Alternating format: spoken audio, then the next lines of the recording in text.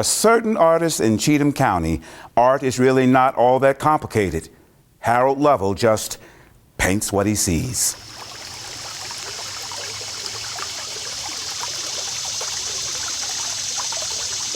Sam's Creek gets its name, simply enough, from an early settler in Cheatham County. And it's the stereotypical simple life you will find here. Amidst the creek beds, the cornfields, and the cows. Back when I was like in high school, or in grade school, we milked a cow.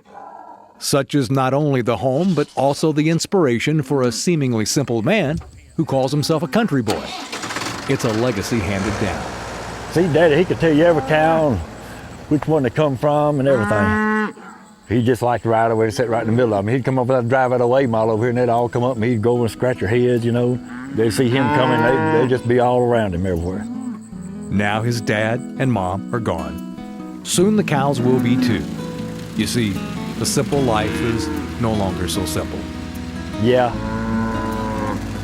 Been doing that all my life, you know. It's just, my brother retired, it just takes more and more every year. It takes all summer, you know, getting hay up. And it's just kind of a never-ending job.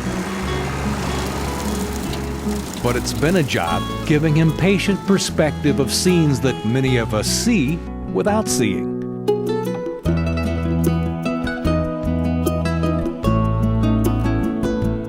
Like the light reflected on the twists and turns of barbed wire.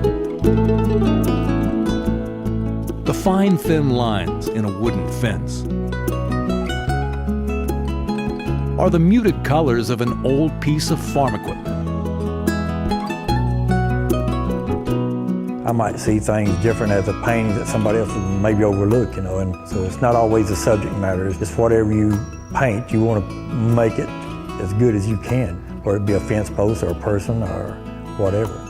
And while Harold has decided it's time to simplify on the farm, he's not yet ready to give up the complexities of his other job at the water department.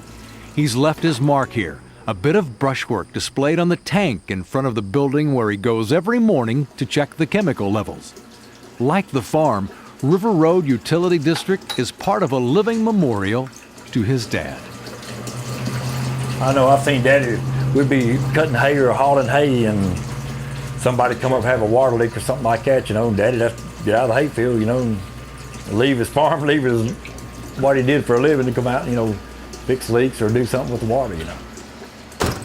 The next stop in Harold's morning routine is Lakeview Market. I don't know what everybody do if this place ever closed up. I'd just be lost. You'd just drive down here out of habit. You have people on Sundays come from Nashville, get something they know they can get down here, you know. I mean, it's just, it's unbelievable, you know, what all you can find down here. Or if you're a country boy like Harold, you can just hang out and share a few memories. Me and Harold, we've been together for 60 years now, 60-something years together, really. Probably more like brothers than cousins, because Yeah. we were all the same age. It's 2 or 3 just of 6 us. months apart, and we've been real close ever since, you know. I was just raised up the road, and I'd walk down his house, or he'd walk up my house, and we've played together and been together all these years, you know.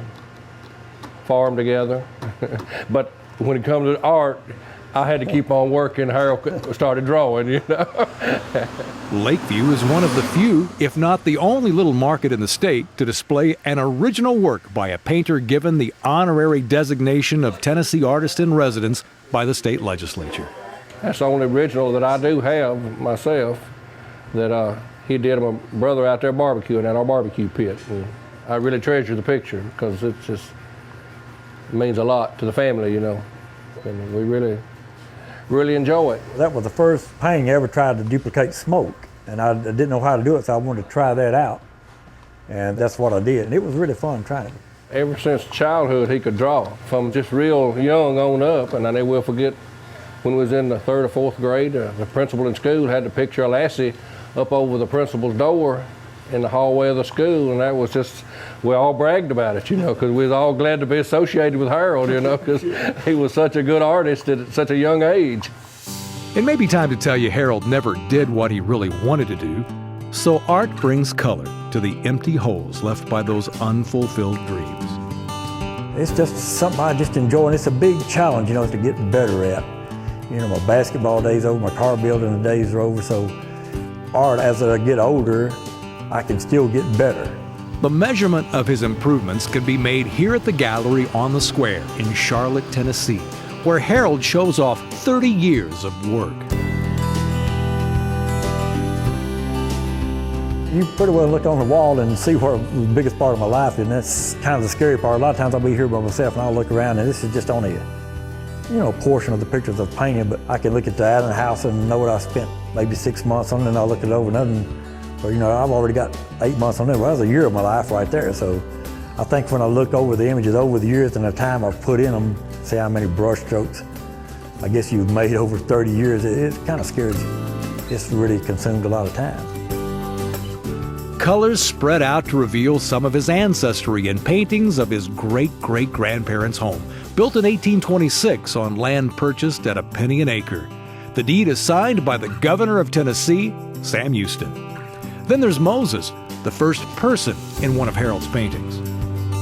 Moses I met just by accident in Petersburg, Tennessee, and it's an old town square, and we drove around and he was sitting in front of an old country store, and the sunlight, the way it was hitting him in his eyes and everything, I just never thought about painting a person. I just knew, I just slid on brakes, I knew I had to paint him, you know. And he was a World War I veteran, and he was about 100 years old, I think, when I painted him, as far as everybody knew it. 6 months into the painting, he admitted him to the Alvin C. York Veterans Home, and he lived there until January the 15th, 1993, when he passed away. To this day, it's probably been my favorite painting of anything, and it always will be. I mean, it'll always be my favorite painting. But he won't tell you that Moses is his best painting.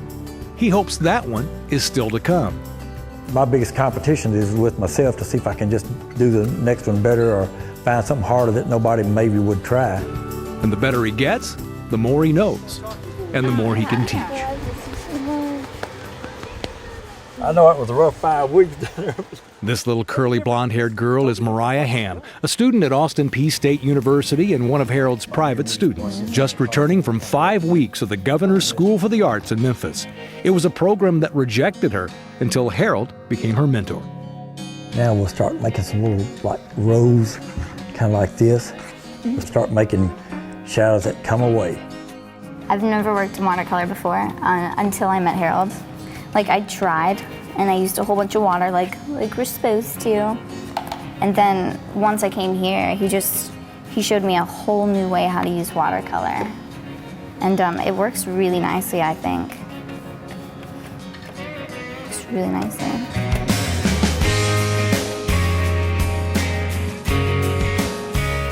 It's really cool that I just happened to meet him, happened to get lessons. You just keep it dark like we're going down here. His work is beautiful.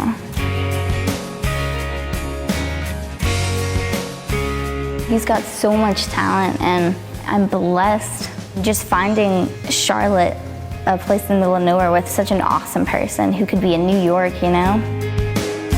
I guess that's fine, but you know, I kind of like Sam's Creek pretty good, you know, and they don't have a Lakeview market in New York, so I'd probably be totally lost, you know. In one sense, Harold has already made it to New York through his very first student, Monica Acey, who studied with him back in 1986. She's really a noted artist, been wrote in several art magazines. So it was really fun, because when I met her, she was waiting tables and working on them, cleaning barns and stuff like that. But her desire was to paint, and she had the desire, and that's what it takes. And she was kind of like me. She's just going to progressively get better if she could. And she does some knockout work to this day. You know, I'll see her things, and it's just mind-boggling the things that she can paint. Some would say the same about Harold Lovell. His art may be simple, but the creation of it is not, as in this painting of a man sitting on a bench. I thought the wood in the old bench was about as good as any woodwork or anything I've ever done, you know. And nobody hardly ever notices that. They'll look at his face or something else, but that's my favorite part, and probably the painting I've got just about. I was really proud of that piece of wood, you know. And no matter how intricate, Harold's work is never without emotion. One of his proudest pieces in terms of technical achievement reflects memories of his dad playing the old fiddle, now displayed in the window of the gallery. My father played the violin. He was really good with it.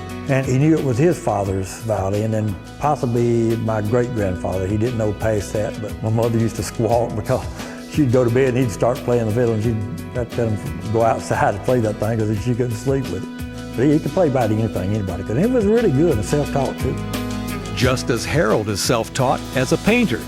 Another part of the legacy to go along with the water department, the cows, and the cornfields. It may not be the life you expect for someone once honored as the Tennessee Artist in Residence, but for Harold, the explanation is really very simple. When you're out hoeing corn when you're a teenager, you don't think about how I will ever be an artist in residence or anything. And I didn't think about it until the day I got it, but when I look back, it was really a big honor, you know. And it was a lot better than hoeing corn. Harold credits much of his success to inspiration and encouragement he received from legendary Native American artist R.C. Gorman.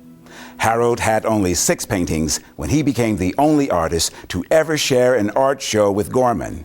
He remembers that Gorman sold $250,000 in art at that 1980 show, but he borrowed $6 from Harold for magic markers to autograph posters. They remained great friends until Gorman's death in 2005.